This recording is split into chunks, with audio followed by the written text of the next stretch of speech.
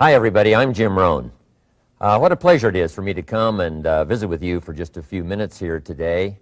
Tell you briefly a little bit about my story and share some ideas that might be beneficial. I've lectured in some high school classrooms in California and Arizona and some universities and colleges, Pepperdine University, San Diego State, Arizona State University. And so I've had a chance to talk to kids that are interested in themselves and interested in their future, interested in America, interested in what they can do with their lives, and listening to stories that might be beneficial. And I don't have a chance to, visit all of the schools and universities around the world, so this is a great chance for me by video to have a chance to tell you my story. Just briefly, let me tell you my story. I grew up in Idaho, farm country. My father still lives on the old homestead where I grew up, southwestern Idaho.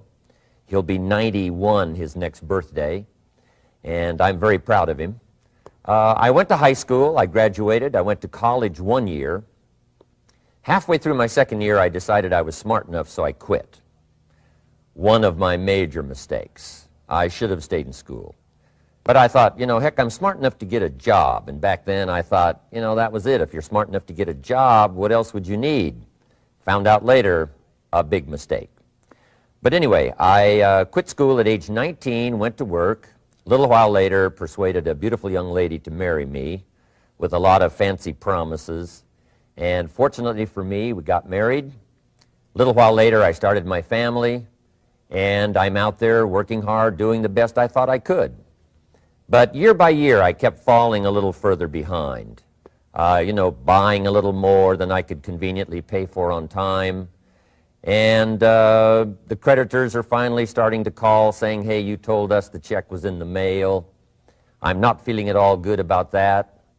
About age 25, I've got pennies in my pocket, I've got nothing in the bank, and way behind on my big mouth promises to my family, and wondering what could I do to make my life better.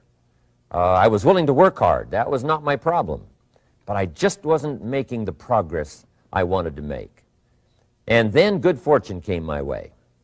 Sometimes it's difficult to describe good fortune, why something remarkable happens to you at a particular time. One of my friends says, well, hey, things don't just happen. Things happen just. And maybe that's it, I don't know. But my good fortune was I had a chance to meet a very wealthy man. His name was Mr. Shoaff, Mr. Earl Shoaff. A friend of mine had gone to work for him, and he started telling me about this man. He said, you got to meet this man. He's rich, but he's easy to talk to. And he's got a remarkable philosophy of life. And he kept going on, and I thought, well, I've got to meet this man. So shortly after that, I had a chance to meet this Mr. Shoaff, and I was impressed. He was rich. He was easy to talk to. Within a few minutes, I was dazzled. And I said to myself, I would give anything if I could be like that, rich and easy to talk to. What would it take?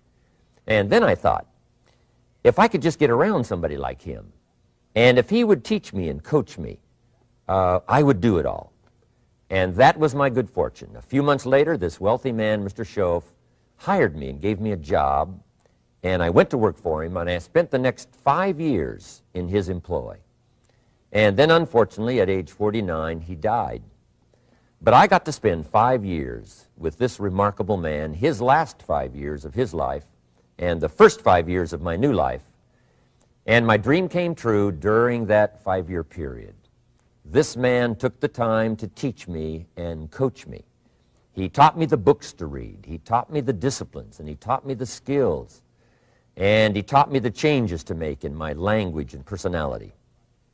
And the things he shared with me during that 5 years changed my whole life.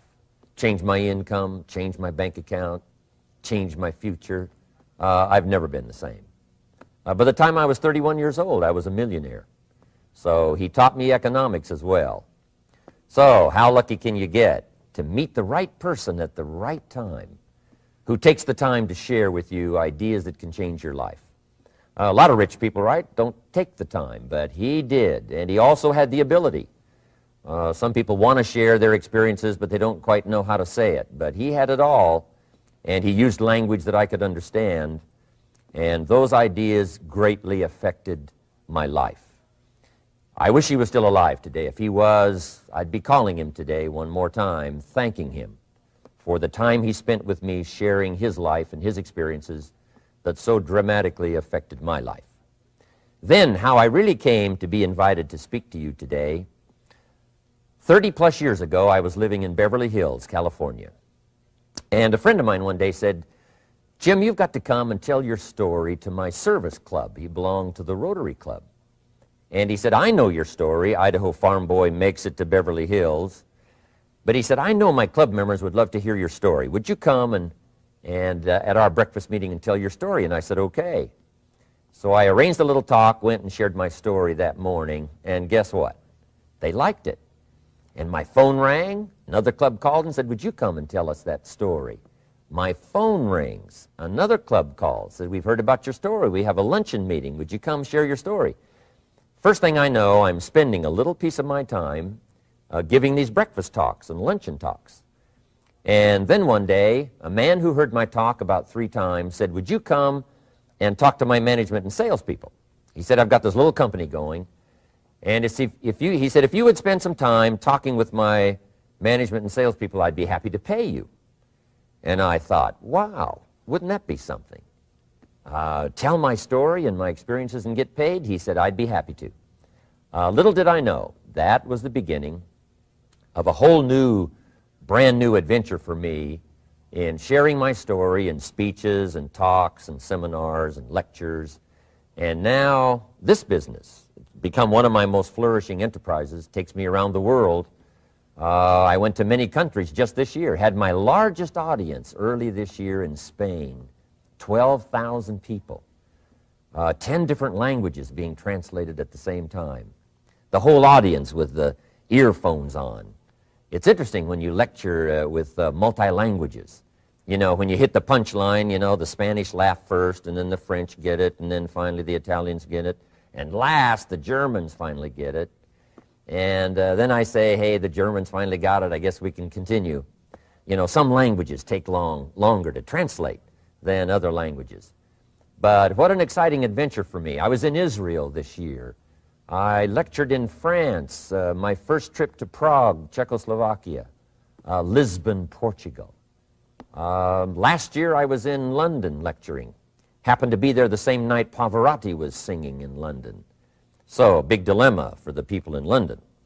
Shall we go see Jim Rohn or shall we go listen to Pavarotti? Well, I must admit he had more people than I did, like 150,000 more. He did a free concert in Hyde Park, and they expected 250,000, but only 150,000 showed up because it rained. And they all got soaked from Prince Charles on down, but they sat in the rain and listened to Pavarotti. I would have been happy that evening, right, to cancel my seminar and go sit in the rain and listen to Pavarotti. Anyway, he and I have agreed now not to appear in the same city on the same day anymore. Not really, but how exciting for me to be able to travel all around the world and share my story. And then especially to have this chance today to come and visit with you. And when I get a chance to speak at a high school class or a university class, I'm always excited about it. I'm limited in time, so I wanted to use this way to come and share my story with you and some ideas that might be helpful in your career for the future, in your now busy life as a student, and then wherever you find yourself in the years to come. Some of the things I'm going to share with you, I want you to remember for a long, long time, because the ideas I want to translate for you drastically affected my life. And if I can share now and affect your life, and you write me a letter or tell me in person someday, "Mr. Rohn, I listened to your video and I watched it carefully, and sure enough, some of the ideas that you shared greatly affected me, and here's what's happened to my bank account, here's what happened to me in school, here's what's happening to my future," that'll give me great, great satisfaction. So the man who shared with me ideas that changed my life, I want to share with you 3 of those basic subjects. When I met him, I was 25 years old, and when I first got acquainted with him, I used a lot of excuses as to why I wasn't doing well.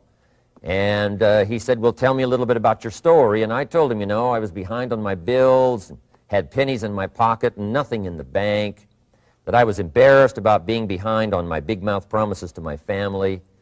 And then he gave me one little simple phrase that really forever changed my life. And here's what he said: Mr. Rohn, if you want the future to change for you, you've got to change. And he said, if you don't change, the next 6 years of your life is going to be just like the last 6. You'll still be behind on your bills. You'll still be behind on your promises. But then he gave it to me in the form of a promise. When I was 25 years old, I've remembered it all these years, and I've shared this promise now with probably over 3 million people in the last 30-plus years. And it's going to be valid for you, so listen carefully to this promise. My teacher said to me, young man, if you will change, everything will change for you. If you will get better, everything will get better for you. What a clear message that was for me. He said, if you'll change your philosophy, if you'll change your habits, if you'll refine your thinking, if you'll change and accept some new disciplines, if you'll turn the corner where you've been in the past, go for a new life for the future, he said all kinds of remarkable things will happen for you if you will change. Before I met Mr. Shoaff, I used to cross my fingers and say, I sure hope things will change. I was hoping the government would change and the tax structure would change and that my boss would change and pay me more money. I was hoping that, you know, economics would change and prices would come down. And I was hoping that circumstances would get better. And then I discovered from my teacher that those things are going to continue the same. In fact, all of those things that happen to us is kind of like the wind that blows. And the wind blows on us all. In fact, in America especially, the last 6,500 years of recorded history, we've got probably the most favorable wind that's ever blown. Economics and circumstances, living in a free country, democracy and freedom, an excellent economy. Sure, we struggle at times, but compared to the rest of the world in the last 6,500 years, we've got the best wind ever. But if you just let the wind blow, I'm telling you, it won't take you where you want to go. All of us must use this wind to take us to the dreams we've got, to the equities we want, to the money we want, to the income we want, and to all the things we want our life to have. This is where we want to go, and we've got a good wind, but we must not leave our future just to the wind, just to the economy, just to the structure of the way things are happening today. Here's what we must learn to do, and that is set a good sail. And if you'll learn to set a good sail, and that's what my teacher taught me in those early days. He said, Mr. Rohn, the wind is going to blow however it's going to blow. Politics are going to be politics, and the economy is going to be the economy. And however it turns out, that's the way it's going to be. What you must learn to do is not to wish for a better wind. That's naive. The key is to wish for the wisdom and the skills and the learning so that you can set a better sail. And so that's what I did at age 25. I went to work not on the economy. I went to work not on the community. I didn't go to work to try to change the government. I didn't go to work to try to change my boss or the company. I didn't go to work to try to change circumstances. I went to work to try to change myself. And I picked up that promise my teacher shared with me, that if I would change, my income would change. If I would change, my bank account would change. If I would change, my future would change. And sure enough, his promise came true for me. The first 6 years of my economic life, I wound up broke. Those pennies in my pocket, nothing in the bank, behind on my promises. The second 6 years of my economic life, I wound up rich. But interestingly enough, the second 6 years of my economic life, the government was about the same and the economy was about the same. You know, the companies were about the same. What they paid was the same.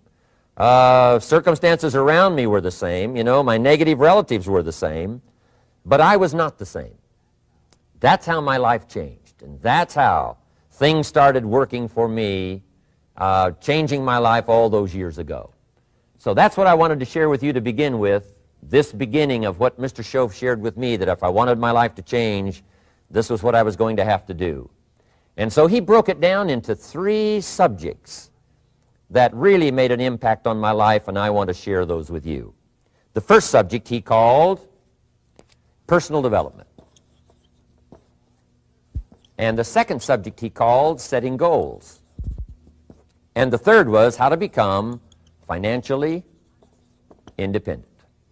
And I'd like to give you just a few clues from those three major subjects that so dramatically affected my life. And let's get started. The first one is personal development. Now, in illustrating personal development, Mr. Shoaff, my teacher, started with money.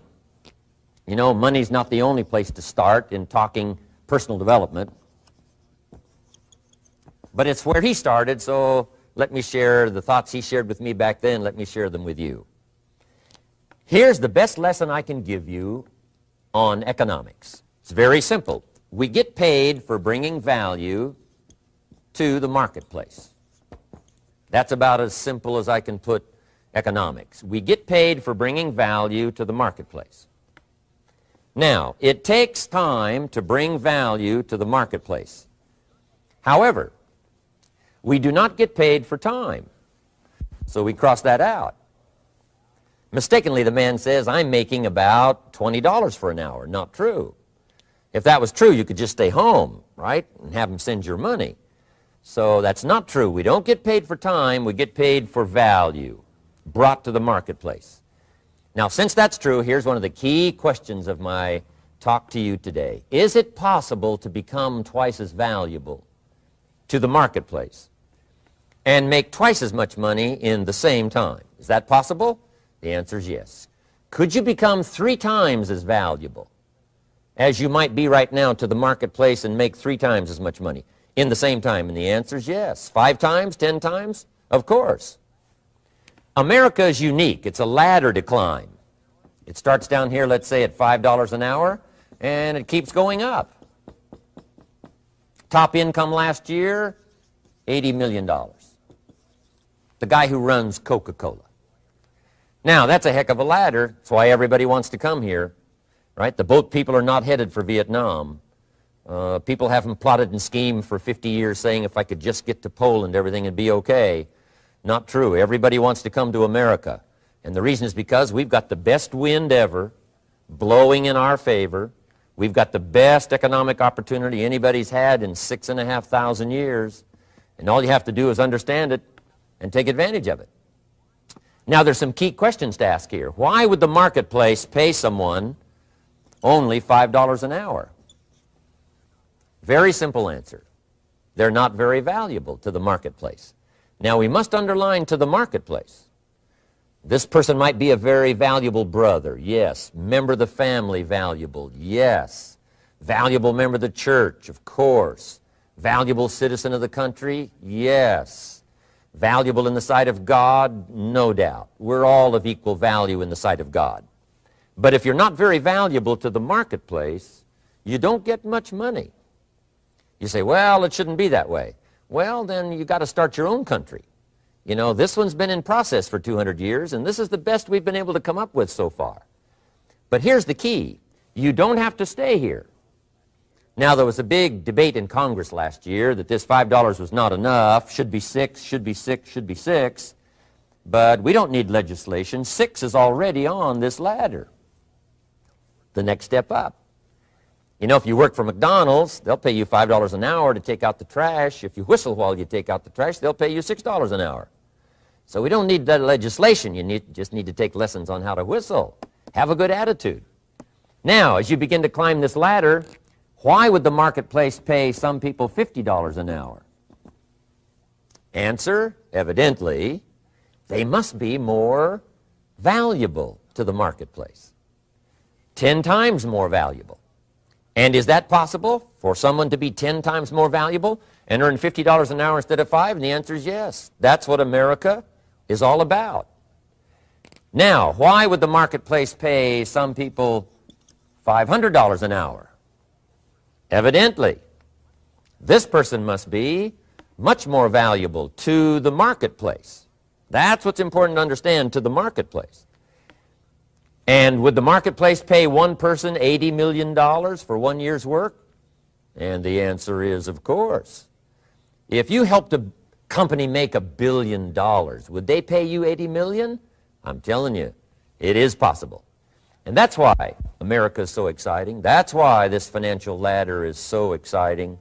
It's possible for all of this to come true for all of you, no matter where you start. As a student in school, just getting started out there in the workplace, this is all possible for you. Now, Mr. Shoaff gave me the clue on how to climb this ladder as high as I wanted to climb. Now, we're talking primarily economics here. There's a lot of other ways to become valuable to your family, valuable to your friends, valuable to the community, valuable to the team, right? Valuable to the team effort, valuable to the concert. But here's what he said to me. In climbing this ladder economically, all you have to do is work harder on yourself than you do on your job. Once I heard that, it made sense to me. I kept hoping that everything else would change around me, found out that if I went to work on myself, worked on my skills, worked on my language, if I became better than I was each year, if I grew in skills and language and vocabulary and competence, then I would become attractive to the marketplace. Not very long ago, a company called me and said, Mr. Rohn, we're expanding internationally. We'd like to have a bit of your expertise to help us. Would you give us a bit of your time? We'll add some millions to your fortune. And I said, okay. And I thought later, isn't that interesting they would call me? Then my second thought was, of course they'd call me. Who else would they call? I can get the job done.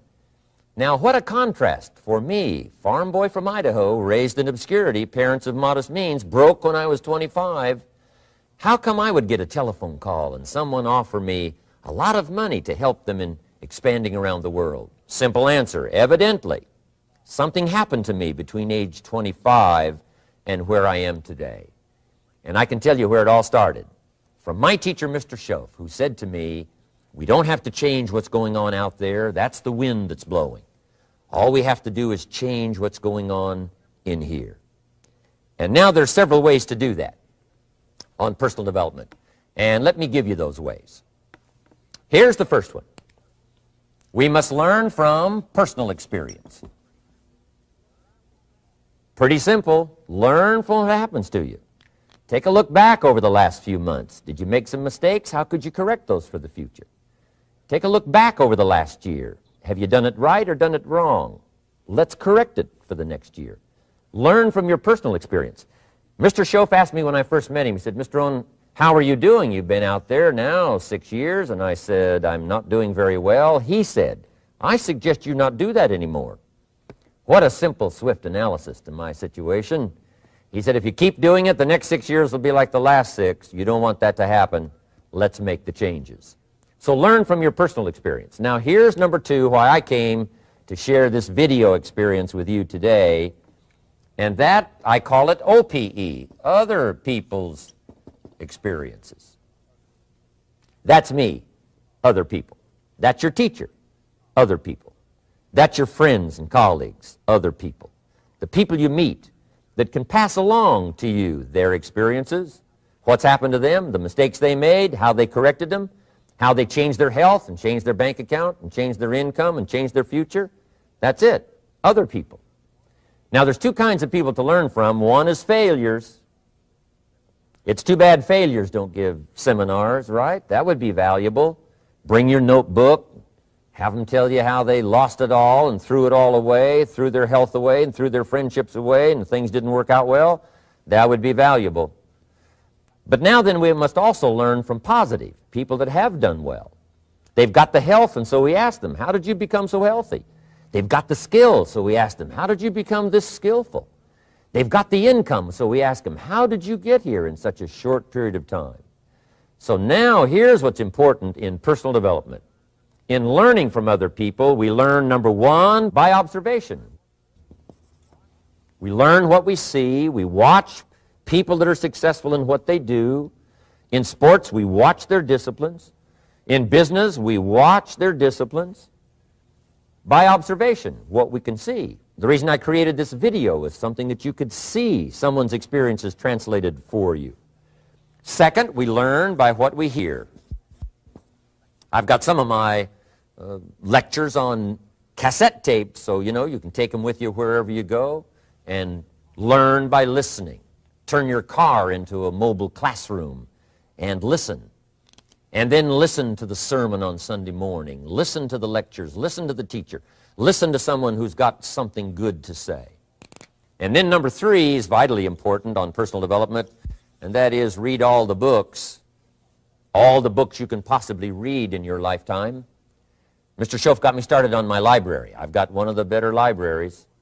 Haven't read everything in it, but I feel smarter just walking in it, my library. At least I was smart enough to buy it. Now I got to be smart enough to read it. And then, of course, I got to be smart enough to decide what's valuable and then do it. But this one is very important. Become a good reader. Some books that helped change my life. Mr. Shoaff recommended, of course, the Bible. And my parents made sure I was a pretty good scholar by the time I was 18. That's been so beneficial for me, drawing from those illustrations, reading about those stories, people who made it and people who didn't make it, and what the difference was. And then other books that helped to really change my life. One called Think and Grow Rich by Napoleon Hill. And then a book that helped me become financially independent by the time I was 31. And that book is called The Richest Man in Babylon by George Clason. And I'm going to share a little bit of that book with you when I get to financial independence today, our 3rd subject.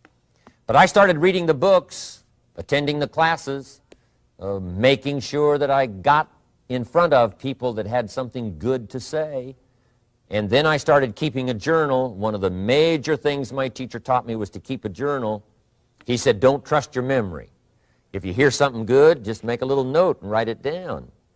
Now, at first I took, notes on pieces of paper and torn off corners and backs of old envelopes. And it didn't serve me well, thrown in a drawer. Then I learned to keep a journal, a bound copy of all my notes. So I would suggest you do the same. Things that impress you, a poem that impresses you.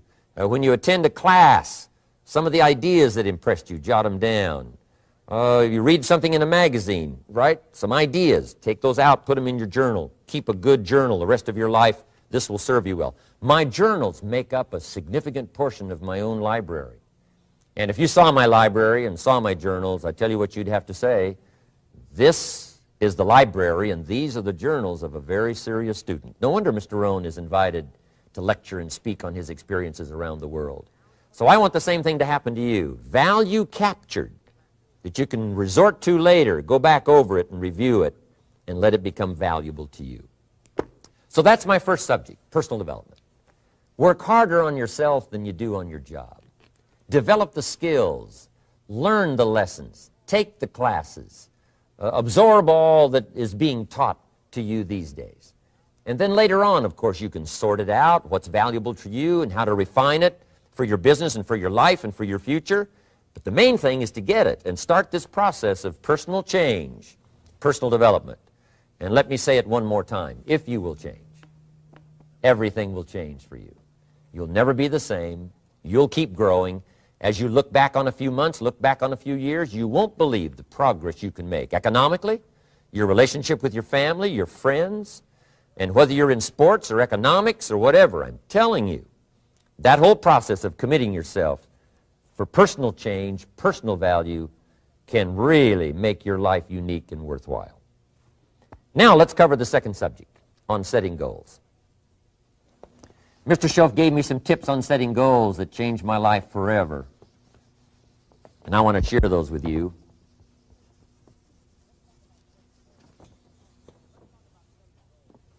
So let's talk about setting goals, and I also want to tie it to personal development, and you'll see how I'm going to do it as I progress here. Setting goals. We need to take a look into the future. There are 4 things to consider in terms of attitude. One is how you feel about the past. Best advice I can give you on that is treat the past as a school. Let it teach you the mistakes you've made, the things that went wrong, the things that didn't work. Don't use the past as a burden to carry, and don't use the past as a club to beat yourself to death. past losses, past failures, past mistakes. But let the past be a school. Tough school maybe. We've all been through some tough stuff. So if you feel good about the past, draw from it for experience and let it teach you. Then next is how you feel about the future. We've got to have the future well designed. The future is called the promise. And here's what we teach in our leadership series. The promise of the future can be an awesome force for your own future. The promise of the future, designing the future. There's two ways to face the future. One is with apprehension, and the other is with anticipation. I promise you, in my travels around the world, most people face the future with apprehension. And here's why. They don't have it well designed. They've sort of left that up to someone else to fix. But here's the best way to face the future, with anticipation. And you can face the future with anticipation if the future is clear, if the future is well designed. And I would like to have you consider some thoughts with me that help me to really change my future by giving it some thought and some consideration. And here it is. In setting goals, it's very simple. Number one, decide what you want. You just take a little time. You sit down and say, what do I want? What kind of skills do I want? What kind of income do I want for the future? What would I like? Where would I like to go? Places I'd like to visit. Habits I'd like to acquire. Skills I'd like to have. You just take a little time to think about what you want. Economics, friendships, people you'd like to meet, places you'd like to go. You just take some time. And then I suggest, when you've thought about what you want for the future, make a list. Just jot it all down. It's really a very simple process. And then here's number three. Keep all the old lists. I'm telling you, this served me so well, keeping my old list of goals. I look back now 10, 20 years ago at goals I set, lists I made, and I smile now because here's what I thought was so important, 20 years ago. Now some of those things aren't even on my list.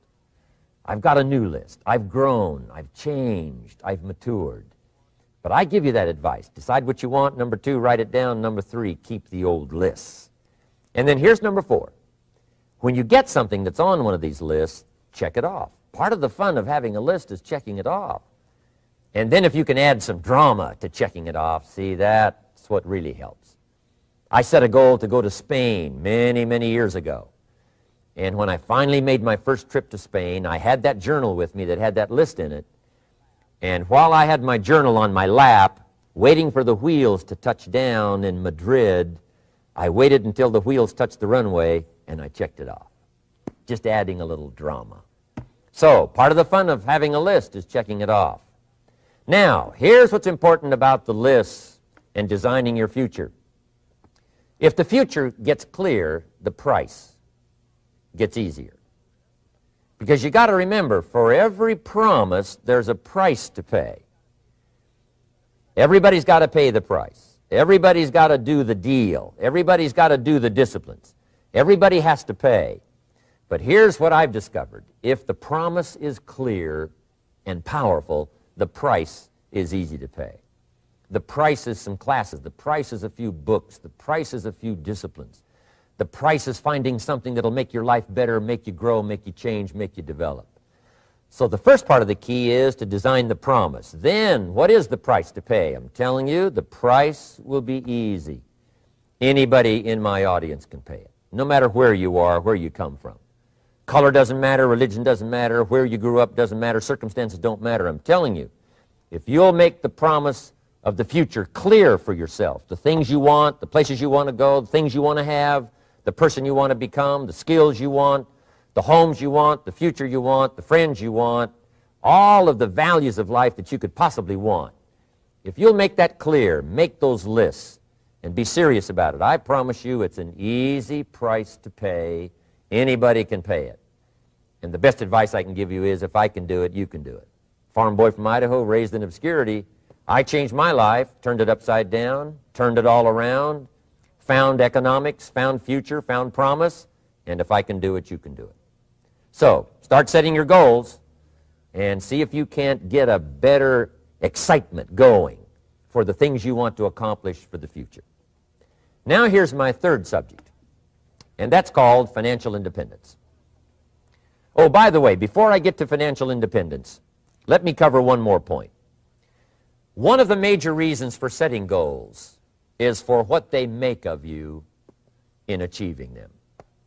My teacher advised me when I first got started at age 25, he said, "Jim, why don't you set a goal to become a millionaire?"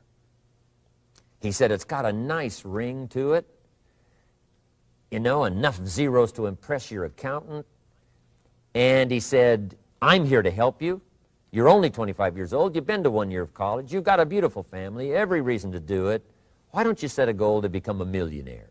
And he said, "Here's why." And I thought, he doesn't need to teach me why. Wouldn't it be nice to have $1 million?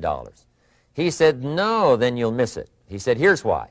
For what it will make of you to achieve it." I'm telling you, that statement changed my life. Set the kind of goals that will make something of you to achieve them. He said, "Now, once you become a millionaire, what's important is not the money." I thought, that's kind of strange teaching. He said, "Honest, it isn't important." He said, "You could just give the money away." Now, I did better than that. I lost it all. By the time I was 31, I was a millionaire. By the time I was 33, I was broke. And I'll tell you a little bit about that story later. But when I lost all my money, guess what? I found out Mr. Shoaff was right. What was valuable was not the money. What was valuable was what I became to earn the money. The skills I had, the knowledge I had about the marketplace, the values that I had going for me. They were more valuable than the money. And here's an important statement to remember. It's not what you get that makes you valuable. It's what you become. So part of the key here is to set the kind of goals that will make something of you. Don't set them too low so that you don't have to grow and you don't have to read and you don't have to try and you don't have to stretch. Don't set them too low. And then don't sell out. Don't go for something that's going to cost you your virtue or cost you your values or sell out your principles. There's a good middle road here to follow. Goals that will inspire, goals that will help you grow, change, develop, and become better than you are. Okay, now let's talk about financial independence. How to become rich by 40, 35 if you're extra bright, much sooner if you find an opportunity like I did. Let me show you how I did it. Financial independence. First of all, I like the phrase financial independence. Some people are a little bit concerned about using the word becoming rich or becoming wealthy, and I can understand that. I struggled a little bit with this. Is it okay to go for becoming rich, go for becoming wealthy? And maybe that's a bit too strong a word or strong a term. So here's what I've come up with that I think is comfortable for me, and that is how to become financially independent. I think it's every person's heritage here, especially in America, to become financially independent. Now, let me give you my definition of financial independence. Financial independence is the ability to live from the income of your own personal resources. Financial independence. Now, it depends on how you want to live. If you need $2,000, $3,000 a month, if you need $4,000 or $5,000 a month, if you need $10,000 a month, some people may need, you know, $100,000 a month. But whatever you would need to live, and you could earn that living from the income of your own personal resources, that's what I call financial freedom, financial independence. And let me show you how to acquire it. If you start at age 15, between ages 15 and 35 is 20 years. And in my personal opinion, based on my own studies and my own experience, 20 years, in my opinion, is enough time to become financially independent. If you're not, you don't live in the wrong country. Probably what's happened is you have the wrong plan. And it's easy to be a nice person with the wrong plan. I found that when I was 25 years old. I was broke at age 25, and I was a nice guy. You would have liked me. But I'm telling you, my plans up until then, especially my financial plan, left me broke. I totally changed it the next 6 years, and I became financially independent. So I know what I'm talking about. It is possible in a reasonable amount of time, 15 to 35, whatever, 20 years' time, enough time. You can do it in a much shorter period of time, like I did if you want to. But this is a reasonable enough time. But here's number one. First of all, you got to have the right philosophy. Philosophy is our ability to gather knowledge and sort through it and decide what's valuable. To develop a philosophy about life, a philosophy about our health, a philosophy about our family relationships, a philosophy about economics. And if you develop the right philosophy, that's what helps to set this sail so that in 6 years it takes you where you want to go instead of winding up like I did that first 6 years of my economics, broke, no money, empty bank account. The right philosophy. Now let me give you a couple of philosophies to consider. Here's the first one. It's called the philosophy of the poor. And here it is. Poor people usually spend their money and invest what's left. That's the philosophy of the poor. Now here's the philosophy of the rich. Rich people invest their money and spend what's left. And here's the startling answer. It really doesn't matter what the amount is. What's most important is not the amount. What's really important is the philosophy. So I would ask you to adopt this philosophy of spending after you have invested. Invest first, then spend. And I've got a little formula that I'm going to share with you. Now, what should a child do with a dollar? I mean, there's a lot of debate going on, I'm sure, across the country on what a child should do with a dollar. Here's one opinion. It's only a child and it's only a dollar. What difference does it make?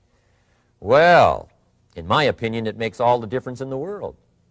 A person's economic future starts with a child with a dollar. Somebody says, oh, no, you're only young once. Let him spend it all. Well, when would you hope that would stop? Somebody says, well, wait till he's 50 and broke like me and, and then he'll learn.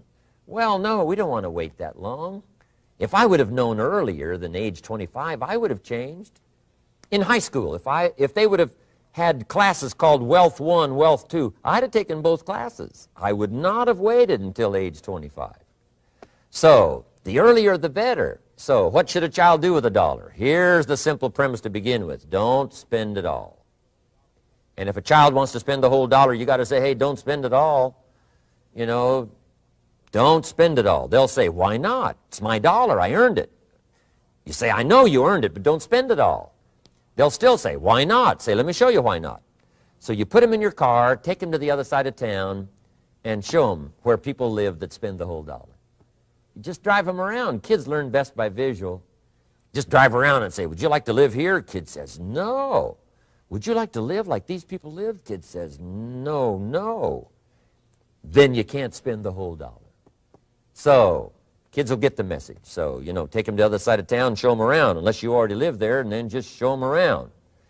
Anyway, don't spend the whole dollar. Now, let me give you my best view of what to do with the dollar. And I promise you, if you started at age 15, now if you're over 15, right, you've still got plenty of time. You still got 20 years. If you're 30, you've still got 20 years. I mean, you still got plenty of time to start what I'm about to share with you. What to do with a dollar. Here's my first bit of advice. Never spend more than 70 cents. Never spend more than 70 cents. Now, you got to pick some number, and the number you pick is going to be determined by your philosophy. It's going to be determined by what you've been taught or your experience teaching yourself. When I first met my teacher, Mr. Shoaff, I was at about 110% of each dollar. I'm down at budget finance, hawking my furniture and my car one more time. And then I learned a whole better formula for financial independence. Number one, don't spend more than 70 cents. Now, kids say to me, well, okay, what do I do with the other 30 cents? And here's what I teach them. 10 cents for charity. Charity or church, or helping people that can't help themselves. 10 cents to support worthy projects. Projects that you feel good about. 10 cents out of every dollar. It's called being generous with part of what you've taken out of society. Now, in my opinion, nothing teaches us character better than generosity. No class, no teacher, no book teaches character better than generosity. And the best time to start is when the amounts are small And I know if kids learn these lessons well, they'll give a dime out of a dollar, help people that can't help themselves, support worthy projects. Or if you belong to a church, they teach tithe, piece of. That's very important. Now, because when the amounts get larger, sometimes it's a little more difficult. You know, giving 100,000 out of a million, someone says, oh, if I had a million, I'd give 100,000. I'm not sure. That's a lot of money. So the time to start is when the amounts are small, 10 cents out of the dollar. Okay, next 10 cents I call active capital. Active capital means do something to make a profit. Active capital. Set aside a portion of your income. Wages are okay, but I'm telling you, wages will make you a living. Profits will make you a fortune. So set aside part of your income as capital, called active capital. Any kind of project you can possibly think of, you can possibly come up with. I'm going to write a new book, I think, for kids. I think the title is going to be, Of Course Kids Should Pay Taxes. It's kind of an interesting title. In California, kids do pay taxes. When a child walks into 7-Eleven, buys something that costs $1, the proprietor says, give me 7 more pennies. And the child says, hey, what's these 7 pennies for? And the proprietor says, that's the taxes. Kid says, well, hey, I'm only 8 years old. Proprietor says, congratulations, you're my youngest taxpayer. Give me the money. So in California, where I live, kids do pay taxes. Big question is, should they? And my book will answer that question. Of course, kids should pay taxes. Nothing is for free. If you want to ride your bicycle on the sidewalk instead of in the mud, you got to pay the 7 pennies. Nothing is free, so we all have to pay. So, 10 cents out of your living, out of the money you earn, set aside for capital. Capital to try your best to show a profit. And in my book, it's going to be all kinds of ways kids can make money, right? 2 bicycles, one to ride and one to rent. I mean, you know, it doesn't take long to figure out some enterprise that'll start making a profit. Then you must jot this down if you're taking notes. Profits are better than wages.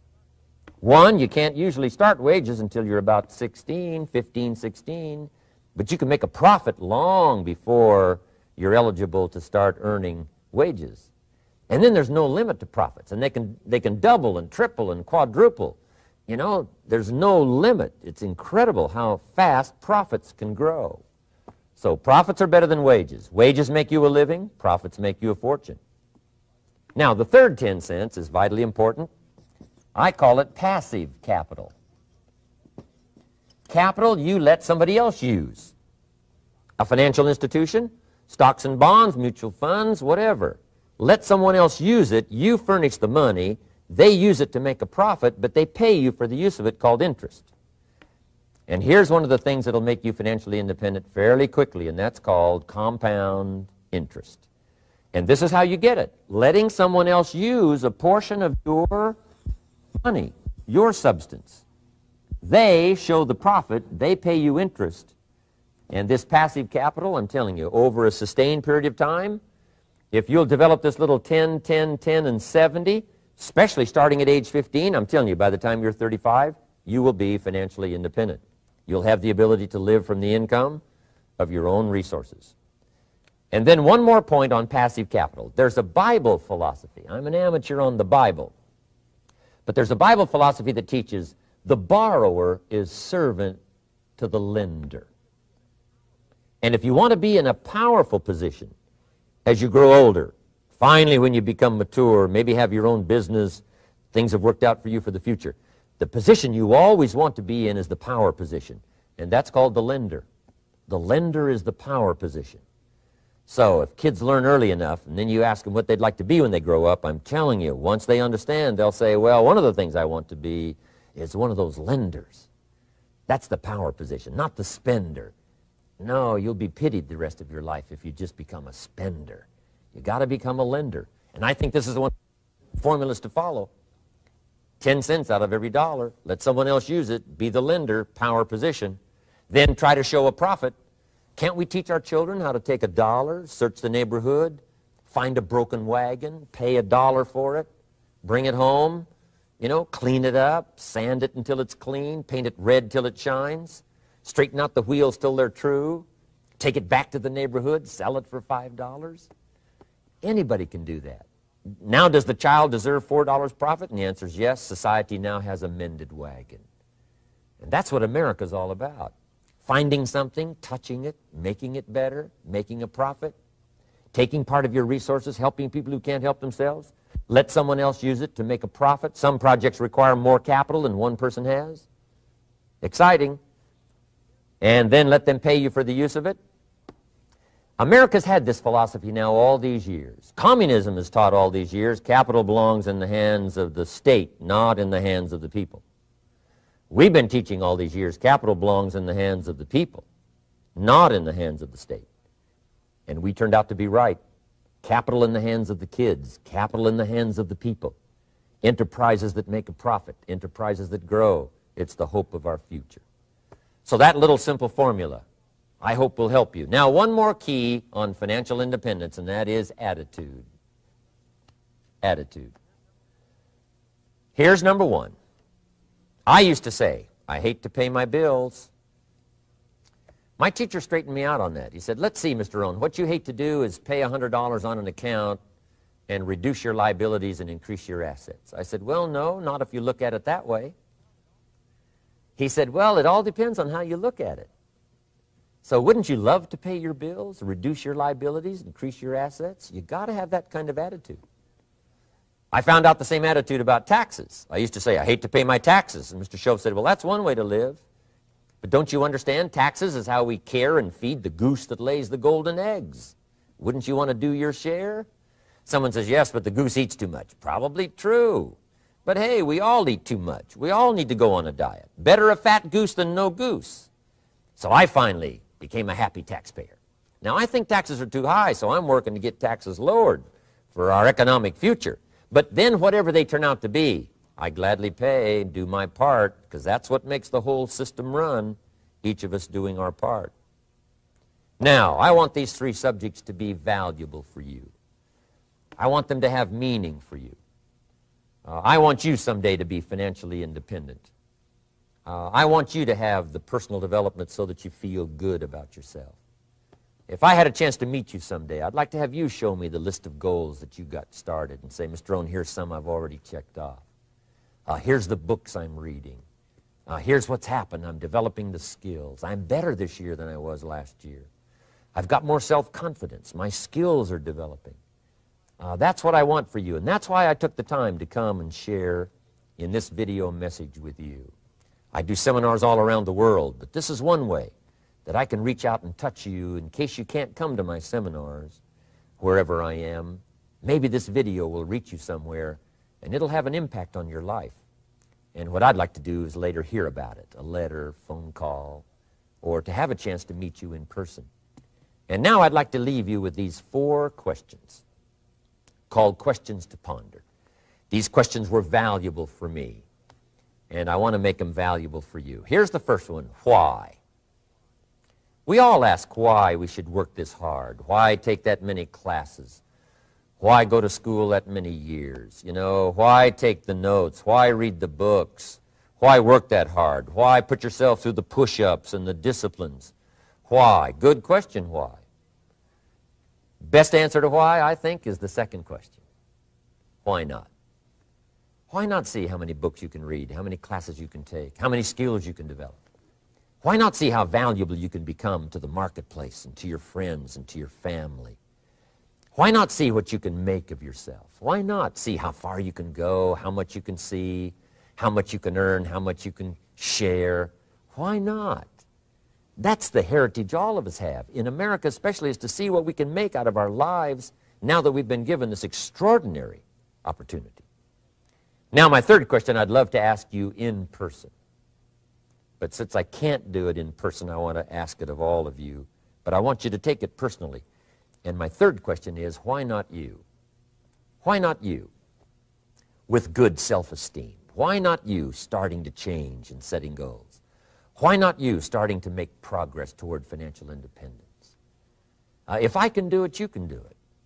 I wished I had a lot more testimonials here today besides mine. A whole steady stream that would come by and tell you their story. Someone who started with nothing, finally run a big enterprise. A mother who was on welfare, now she owns her own business. in addition to my story. I wish I had a lot more. And if all of them told their story, guess how they would probably wind up their story? They'd probably say, just like me, why not you? If we can read, you can read. If we can change, you can change. If we can figure it out, you can figure it out. If we can turn it around, you can turn it around. There isn't anything you can't accomplish. That's what those testimonials would say. And so I want to say it to you personally. Why not you? You've got the brains. You've got the stamina. You've got the vitality. You've got the interest. You've got your life ahead of you. You've got the future. You can do it. If anybody can do it, you can do it. If one of us can do it, hey, we all can do it. And now here's my last question. Why not now? This is a good time as the 20th century starts to wind down, a few more years as we get ready for century 21. What a good time to set your goals, work on yourself, work on your skills. What a good time to get it together. What a good time to start this process. Personal development, growing, changing, developing, having a good plan for your money and for your life and for your future. Why not now? And I hope I have a chance to see you one of these days and share with you the experience, the reaction, the response you might have had from my message today.